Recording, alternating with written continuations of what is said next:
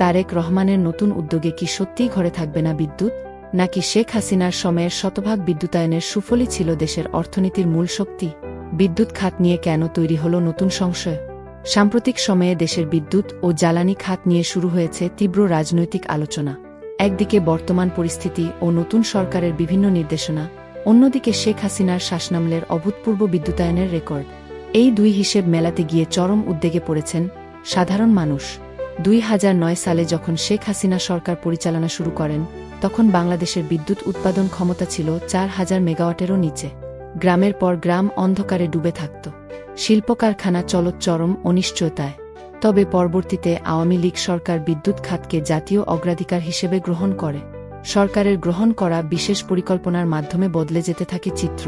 পায়রা তাপবিদ্যুৎ কেন্দ্র, রামপাল, মাতারবাড়ি এবং রূপপুর পারমাণবিক বিদ্যুৎ কেন্দ্র, এসব মেগা প্রকল্পের মাধ্যমে দেশের বিদ্যুৎ উৎপাদন ক্ষমতা 30,000 মেগাওয়াট পার করে।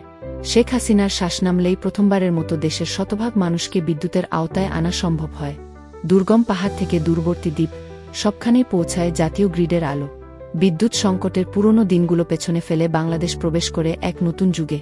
তবে রাজনৈতিক প্রেক্ষাপট পরিবর্তনের পর এখন আবার দেখা দিয়েছে ভিন্ন চিত্র। বিএনপি নেতা তারেক রহমানের সাম্প্রতিক নানা উদ্যোগ ও বক্তব্য নিয়ে জনমনে প্রশ্ন উঠেছে। বিদ্যুৎ সাশ্রয়ের নামে যেসব সিদ্ধান্তের কথা বলা হচ্ছে, বিশ্লেষকরা তাকে লোডশেডিং ও বিদ্যুৎ ব্যবস্থাপনার ঘাটতি ঢাকার কৌশল হিসেবেই দেখছেন। অতীতে 2001 থেকে 2006 সালের জোট সরকারের আমলে দেশে চরম বিদ্যুৎ সংকট এবং খাম্বা কাণ্ড তৈরি হয়েছিল। বর্তমানে তারেক রহমানের নীতি ও পরিকল্পনায় পর্যাপ্ত বিদ্যুৎ উৎপাদনের কোনো স্পষ্ট রূপরেখা না থাকায় মানুষ আশঙ্কা করছেন, দেশ কি আবার সেই অন্ধকার যুগে ফিরে যাচ্ছে? শেখ হাসিনার সময়কালে যেখানে আন্তর্জাতিক জ্বালানি চুক্তি ও দীর্ঘমেয়াদী অবকাঠামো গড়ে তোলা হয়েছিল, সেখানে এখন কেবল বিদ্যুৎ ব্যবহারে কাটছাঁট করার পরামর্শ দেওয়া হচ্ছে।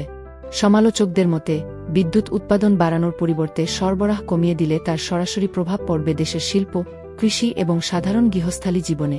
পরিকল্পিত নীতি ও সঠিক জ্বালানি আমদানির ব্যবস্থা না থাকলে আগামী দিনে বিদ্যুৎ সংকট আরও প্রকট হতে পারে। সাধারণ জনগণের প্রশ্ন, উন্নয়নের ধারা বজায় রাখার বদলে কেন আজ আবার লোডশেডিং ও বিদ্যুৎহীনতার ভয় দেখতে হচ্ছে? দেশের বিদ্যুৎ খাতের এই বর্তমান পরিস্থিতি নিয়ে আপনার মতামত কি? শেখ হাসিনার সময়ের বিদ্যুৎ উন্নয়ন নাকি বর্তমান পরিচালনা, কোনটি আপনার দৃষ্টিতে কার্যকর? কমেন্ট বক্সে আপনার মতামত আমাদের জানান।